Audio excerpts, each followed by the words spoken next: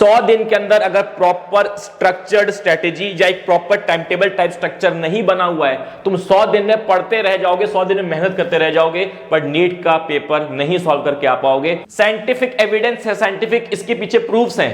अगर आपका इनपुट और आपके आउटपुट के बीच में गैप ही नहीं है, आप अभी सिलेबस पढ़ रहे हो, अभी नोट्स बना रहे हो, लेक्चर्स ले रहे हो और 20 दिन बाद आपको टेस्ट देना है, इम्पॉसिबल सिलेक्शन आपका।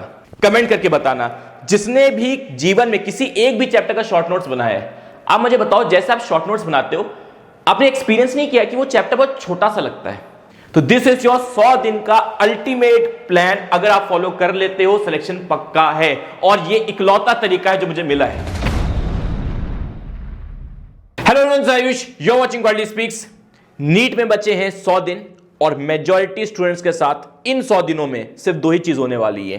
पहला, मेजॉरिटी बच्चे तो पढ़ाई नहीं करेंगे, ओवर थिंकिंग हो रही है, एंग्जाइटी हो रही है, ये हो रहा है, वो हो रहा है। दूसरे बच्चे जिसमें मैं इंटरेस्टेड हूं, वो 100 दिन टिक के लगातार पढ़ाई करेंगे, मेहनत करेंगे, हार्डवर्क करेंगे और उसके बावजूद भी उनका सिलेक्शन नहीं होगा।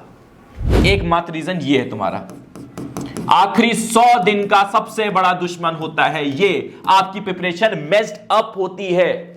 क्योंकि 100 दिन बहुत कम है एज कंपेयर टू जितना सिलेबस है, जितने चैप्टर्स हैं। आपको चैप्टर्स पढ़ने हैं, आपको रिवीजन करना है, आपको कितने सारे क्वेश्चन प्रैक्टिस करने हैं, आपको एनसीईआरटी रीडिंग करनी है, आपको मे बी मॉक टेस्ट देने हैं जो आपने अभी तक शायद एक भी नहीं दिया हो।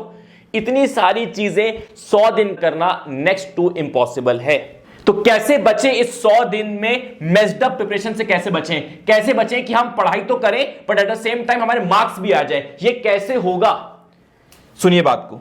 जो मैं प्लान बताने जा रहा हूं, मैं ये सालों के एक्सपीरियंस से बता रहा हूं। इतने बच्चे देख लिए, बहुतों का सिलेक्शन होता हुआ देख लिया, बहुतों का सिलेक्शन रुकता हुआ देख लिया। हजारों तरीकों में से this is the only way जो मुझे मिला है जो 100 दिन में बच्चों का सिलेक्शन करवा सकता है। इसके अलावा मेरे को नहीं पता भाई और कौन सा तरीका एग्जिस्ट करता है, पर यही तरीका अभी तक मेरे को मिला है, सिर्फ एक वे। सबसे पहला वो है सिलेबस एंड डेट।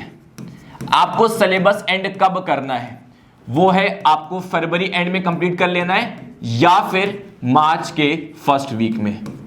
मैंने कोई बच्चा ऐसा नहीं देखा जो 15 अप्रैल 20 अप्रैल तक पढ़ाई कर रहा है और फिर 20-25 दिन बाद नीट का एग्जामिनेशन है और नीट क्रैक करके आ गया। कभी नहीं देखा। रीजन क्या है? रीजन यही है मेरी जान, जो आपका खोपड़ी में इनपुट है, जो खोपड़ी में इनपुट है और नीट एग्जामिनेशन में जो आउटपुट है, इसके बीच गैप होना चाहिए। साइंटिफिक एविडेंस है, साइंटिफिक इसके पीछे प्रूफ्स हैं। अगर आपका इनपुट और आपके आउटपुट के बीच में गैप ही नहीं है, आप अभी सिलेबस पढ़ रहे हो, अभी नोट्स बना रहे हो, लेक्चर्स ले रहे हो और 20 दिन बाद आपको टेस्ट देना है, इम्पॉसिबल सिलेक्शन आपका। तो आपका सिलेबस आपको खत्म करना है फरवरी एंड में या मार्च के फर्स्ट वीक में। सिलेबस कंप्लीट हो जाता है, वेरी गुड। नहीं हो पाता तो जितना हो गया अब उस पर लगा दो फुल स्टॉप। और एक इंपॉर्टेंट पॉइंट, अगर आप एक ऐसे नीट एस्पिरेंट हो जिसको कॉन्फिडेंस नहीं आ पा रहा है कि अपना सिलेबस फरवरी एंड या मार्च फर्स्ट वीक तक कर पाएगा, मेरी जान टेंशन लेने की जरूरत नहीं है। फ्री ऑफ कॉस्ट बैच आपके लिए आया हुआ है, योद्धा बैच, जो अभी स्टार्ट हुआ है। तुम देखो 5 दिन पहले ही इसका बेसिक मैथ्स एंड वेक्टर्स डाला है। ये एकदम डिटेल्ड बैच है जहां जीरो से उठा के एकदम नीट से भी ऊपर लेवल तक हम लेके जा रहे हैं। और ये बैच अभी स्टार्ट हुआ है and this batch will end by February end. Physics का सिलेबस थोड़ा सा ज्यादा है तो मार्च 3 या मार्च 5 तक हो जाएगा। और इसकी मैं गारंटी देता हूं कि बाकी कोचिंग इंस्टीट्यूट जैसा हिसाब नहीं है कि भैया बैच स्टार्ट किया बीच में छोड़ दिया या फिर कोई नया बैच बीच में आ गया। ये सब नौटंकी नहीं चलेगी। 2 महीने के अंदर पूरा सिलेबस भी कंप्लीट होगा, कॉन्फिडेंस भी आएगा और ये जो क्लास के क्वेश्चंस हैं इनका प्रिंट आउट अगर तुमने निकाल लिया और खुद से सॉल्व कर लिया घर में जाके दोबारा से, स्वाद आ जाएगा। तो इसका मतलब मोटा मोटा आपको 50 डेज पहले 50 डेज आपको बचाने पड़ेंगे। आपको अपने 50 डेज बचाने पड़ेंगे रिवीजन के लिए, मॉक टेस्ट के लिए, एनसीईआरटी रीडिंग के लिए, जो पढ़ा उसको अच्छे से वापस से रिवाइज करने के लिए, अपने स्ट्रॉन्ग पॉइंट्स को और स्ट्रॉन्ग करने के लिए। नहीं कर पाए, इनपुट आउटपुट में गैप नहीं है, मेरी जान सारी नॉलेज वेस्ट हो जाएगी। ये चीज लिख के ले लो। नेक्स्ट, अब लास्ट 50 डेज को ऐसे डिवाइड करना है आपको। अगेन ये कोई मनगढ़ंत स्ट्रैटेजी नहीं है, हजारों तरीकों में से एक ही तरीका जो है जिससे मेरे को हमेशा हर साल सिलेक्शन मिला है स्टूडेंट का। देखो फर्स्ट 30 डेज क्या करना है? एक फिजिक्स का चैप्टर, एक केमिस्ट्री के चैप्टर, एक बायोलॉजी के चैप्टर, इन तीनों में 38 ईयर पीवाईक्यू करो। 38 ईयर पीवाईक्यू करो। एक फिजिक्स का उठाओ, मान लो यूनिट्स एंड डायमेंशन, मान लो केमिकल बॉन्डिंग, लिविंग वर्ल्ड उठाया, पीवाईक्यूज 38 पीवाईक्यूज कर डालो विद टाइमर, विद टाइमर। अगर मेरी बातों को आप 50% ही सॉल्व करोगे, मेरी बातों को 50% फॉलो करोगे, मैं गारंटी नहीं दे सकता सिलेक्शन। बातों को 100% फॉलो करोगे, 100% सिलेक्शन की गारंटी दे रहा हूं मैं, 100% सिलेक्शन गारंटी दे रहा हूं। इस 100 दिन को इस हिसाब से कर लिया, 100% सिलेक्शन होगा, बस कर लेना। और इसके साथ जो क्वेश्चंस गलत सॉल्व हो रहे, जो क्वेश्चंस अच्छे से नहीं हो पाए या फिर केयरलेस मिस्टेक कर रही, उनको मार्क करो। बट सर मैं पीवाईक्यूज ऑलरेडी कर चुका हूं सर, सॉल्व कर रखे, कोई बात नहीं, दोबारा करो। और पीवाईक्यूज अगर हो गए और टाइम बच रहा है, इसके साथ जोड़ लो एम्स के पीवाईक्यूज, फिर इन्हीं चैप्टर के एम्स पीवाईक्यूज कर लो। और उसके बाद जैसे आपने एक एक चैप्टर के क्वेश्चंस कर लिए, और उसके बाद शॉर्ट नोट्स बनाएगा। सर शॉर्ट नोट्स ये बनाने की चीज होती है? हाँ मेरी जान, सर शॉर्ट नोट्स तो स्टार्टिंग में बनाते हैं ना, या खरीदते हैं, वो तो अमेजॉन से खरीदते हैं शॉर्ट नोट्स। सर हम नहीं मेरी जान, जिसने भी कमेंट करके बताना, कमेंट करके बताना, जिसने भी जीवन में किसी एक भी चैप्टर का शॉर्ट नोट्स बनाया है, आप मुझे बताओ जैसे आप शॉर्ट नोट्स बनाते हो, आपने एक्सपीरियंस नहीं किया कि वो चैप्टर बहुत छोटा सा लगता है। और ये वही बच्चा फील कर सकता है जिसने खुद से पहली बार खुद से शॉर्ट नोट्स बनाए। खरीदने से कुछ नहीं होगा। आपने कभी फ्लो चार्ट जीवन में बनाया है, कोई फॉर्मूला शीट बनाई है, आप हमेशा फील करोगे चैप्टर जो होता है बहुत कंप्रेस हो जाता है। ये पावर है शॉर्ट नोट्स बनाने की। तो आपको 30 डेज के अंदर ये काम करना है। रोज एक चैप्टर फिजिक्स का, केमिस्ट्री, बायोलॉजी उठाओगे, 38 ईयर्स पीवाईक्यूज करोगे, अगर टाइम बचता है तो एम्स की पीवाईक्यूज भी करोगे, और ये सारी क्वेश्चन प्रैक्टिस विद टाइमर होगा, याद रख लेना। उसके बाद जो क्वेश्चंस में गलती हुई है उन्हें मार्क करोगे और शॉर्ट नोट्स बनाओगे, और शॉर्ट नोट्स बनाओगे। अब देखो, इससे आपका पूरा पूरा अच्छे से रिवीजन हो जाएगा, अच्छे से रिवीजन हो जाएगा। अब नेक्स्ट 5 डेज में क्या करना है? अब नेक्स्ट 5 डेज में क्या करना है? अब नेक्स्ट 5 डेज में आपको फिजिक्स और केमिस्ट्री के 5 डेज के अंदर ही फिजिक्स और केमिस्ट्री के जितने एनसीईआरटी सॉल्व्ड एग्जांपल्स हैं, जो थ्योरी के बीच में जितने भी क्वेश्चंस हैं, एनसीईआरटी जो सॉल्व्ड एग्जांपल्स हैं, जो इंटेक्स क्वेश्चंस होते हैं, केमिस्ट्री में इंटेक्स क्वेश्चन बोलते हैं, फिजिक्स में सॉल्व्ड एग्जांपल, ये आपको करने 5 दिन के अंदर कर सकते हो। बहुत ज्यादा क्वेश्चंस नहीं होते, आप एक दिन में 3 चैप्टर फिजिक्स के, 3 चैप्टर केमिस्ट्री के कर सकते हो, बिकॉज आप ऑलरेडी ये पढ़ चुके हो, और ये जल्दी हो जाएंगे, और ये कम भी होते हैं, 10-15 ही होते हैं, ठीक है। प्लस जितने आपके मिस्टेक क्वेश्चंस थे जो आपने मार्क करे थे, आप वो करोगे, दोबारा करोगे, क्योंकि जो मिस्टेक क्वेश्चंस उनको हमें दोबारा करना ही पड़ेगा। जो पहली बार में गलत हो गए थे, सिली एरर कर दिया था, उनको दोबारा सॉल्व करोगे। ये करोगे नेक्स्ट 5 डेज में, ये नेक्स्ट 5 डेज में। फिर नेक्स्ट 5 डेज में क्या करना है? नेक्स्ट 5 डेज में क्या करना है? आपको उठानी है केमिस्ट्री और बायोलॉजी की एनसीईआरटी एग्जाम्पलर, पीडीएफ से भी कर सकते हो। एनसीईआरटी एग्जाम्पलर उठानी है, एनसीईआरटी एग्जाम्पलर कंप्लीट करनी है। ऑब्जेक्टिव क्वेश्चन, सब्जेक्टिव क्वेश्चन, जितने क्वेश्चन है सब एक बार कर डालने, ठीक है। हाँ, कुछ कुछ क्वेश्चन जो इररिलेवेंट है, जो आउट ऑफ अब पुरानी एनसीईआरटी में थे, नई एनसीईआरटी में नहीं है, उसको आप अवॉइड कर लो, वो अलग बात है। ये हो गया, इससे आपका केमिस्ट्री बायोलॉजी सुपर स्ट्रांग हो जाएगा। अब बचेगा लास्ट 10 डेज, अब बचेगा last 10 days, last 10 days. Last 10 days के अंदर, लास्ट 10 डेज के अंदर आपको सिर्फ एनसीईआरटी रीडिंग करनी है, सिर्फ एनसीईआरटी रीडिंग करनी है। जो फिजिक्स के फॉर्मूलेस हैं वो करने,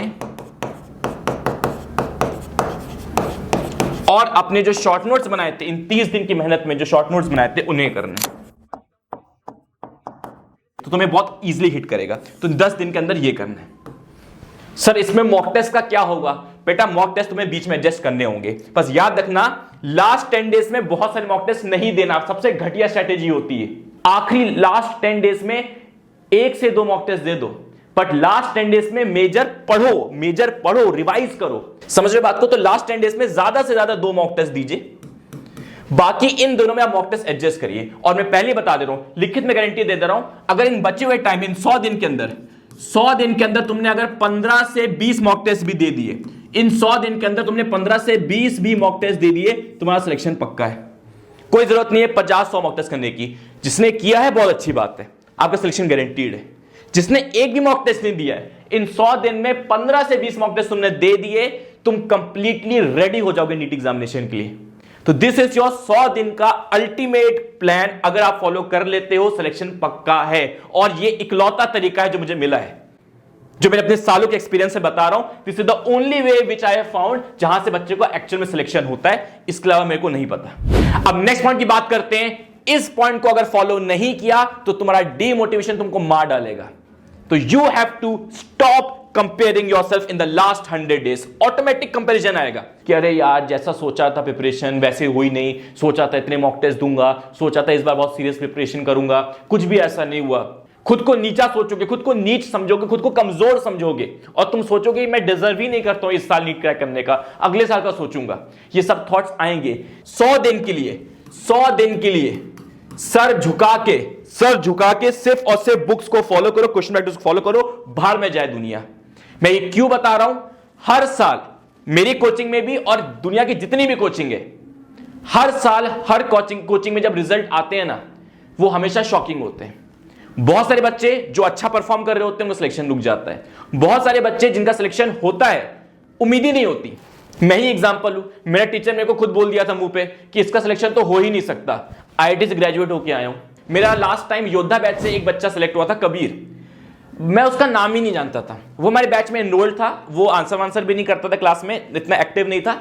मैं जानता ही नहीं था उसको कि वो मेरे से बैच से पढ़ता है। तो उसने फोन किया कि सर मैं कबीर हूं, मैं सिलेक्शन हो गया वगैरह वगैरह। फिर हमने उसके साथ पॉडकास्ट किया था। अब लास्ट पॉइंट की बात करते हैं। जो स्टूडेंट्स को एक प्रॉपर टेस्ट सीरीज चाहिए जिसमें नीट लेवल के सवाल हो, एनसीईआरटी लेवल के सवाल हो, थोड़े से अच्छे लेवल के सवाल हो, प्रॉपर मिक्सचर हो और हर एक क्वेश्चन का प्रॉपर डिटेल वीडियो सॉल्यूशन हो, प्लस उसका एनालिसिस हो, तो आप हमारे 30 प्रयास मॉक टेस्ट में एनरोल कर सकते हैं। इस मॉक टेस्ट का हर एक फिजिक्स क्वेश्चन मैंने बनाया है। तो आई कैन गारंटी यू कि ये जो मॉक टेस्ट के क्वेश्चंस हैं सारे मोस्ट एक्सपेक्टेड क्वेश्चंस हैं नीट 2026 के लिए। ये क्वेश्चन बैंक में क्या है? इसमें 20,000 क्वेश्चंस हैं। इसमें बेसिकली हमने क्या किया है, जो 38 ईयर पीवाईक्यूज हैं वो सॉल्व करवाए हैं, 38 ईयर पीवाईक्यू सॉल्व करवाए हैं।